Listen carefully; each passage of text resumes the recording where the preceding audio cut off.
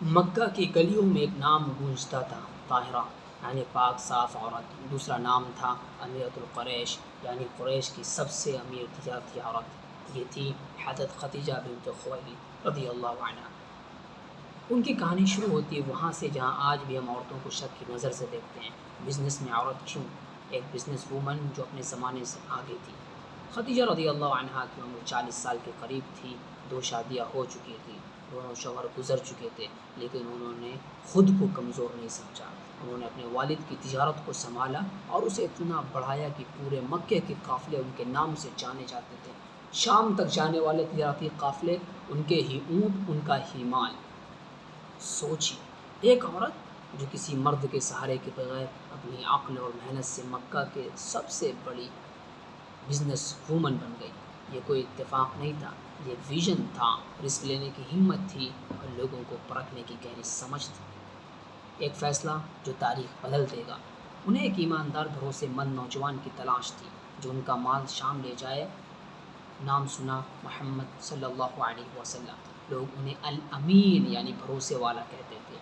خدیجہ رضی اللہ عنہا نے اپنے خادم کو ان کے ساتھ بھیجا۔ جب سفر سے واپسی ہوئی، ان کی ایمانداری، ان کا صبر، ان کا اخلاق بتایا تو خدیجہ رضی اللہ عنہا کے دل میں ایک یقین جاگ گیا۔ یہاں ایک لیڈرشپ کوالٹی سامنے آتی ہے، انسانوں کو پرکھنے کی صلاحیت۔ خدیجہ رضی اللہ عنہا نے صرف شکل یا دولت نہیں دیکھی، انہوں نے کردار دیکھا۔ پھر وہ فیصلہ ہوا جو حیران کر دیتا ہے۔ ایک 40 سال کی دولت مند عورت جس نے محمد صلی اللہ علیہ وسلم جن کی عمر 25 سال کی تھی، خود شادی کا پیغام بھجوایا۔ شادی کے بعد جو رشتہ بنا وہ عزت کا رشتہ تھا۔ محمد صلی اللہ علیہ وسلم اکثر تنہائی میں غار حرا جا کر گھنٹوں سوچ میں رہتے تھے۔ خدیجہ رضی اللہ عنہا نے کبھی نہیں پوچھا تم کہاں رہتے ہو، کیوں غائب ہو جاتے ہو۔ وہ سمجھتی تھی ان کے شوہر کو کسی بڑی چیز کی تلاش ہے۔ وہ رات جب ایک مرد کانپ رہا تھا، پھر وہ رات آئی جو انسانی تاریخ کا سب سے بڑا موڑ تھی۔ غار حرا میں پہلی بار وحی نازل ہوئی۔ محمد صلی اللہ علیہ وسلم خوف زدہ کانپتے ہوئے گھر لوٹے۔ فرمایا سملونی سملونی، مجھے ڈھانپ دو۔ ایک مرد جسے الامین کہا جاتا ہے، اسلام میں پوری طرح ٹوٹا ہوا تھا، اسے یقین نہیں ہو رہا تھا اس کے ساتھ کیا ہو رہا ہے۔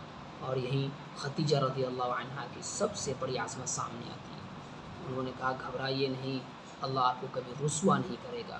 آپ رشتوں کو جوڑتے ہیں، کمزوروں کا بوجھ اٹھاتے ہیں، مہمانوں کی عزت کرتے ہیں اور سچ بولتے ہیں۔ سوچیے اس لمحے کی طاقت، ایک انسان جو خود کو سمجھ نہیں پا رہا ہے، اس کی بیوی اسے اس کا اصل کردار یاد دلا رہی ہے۔ یہ صرف تسلی نہیں تھی، یہ جذباتی ذہانت کی سب سے اونچی مثال تھی۔ یہ لیڈرشپ تھی، کیونکہ اصل لیڈر وہ ہے جو برے وقت میں دوسروں کو ان کی طاقت یاد دلائے۔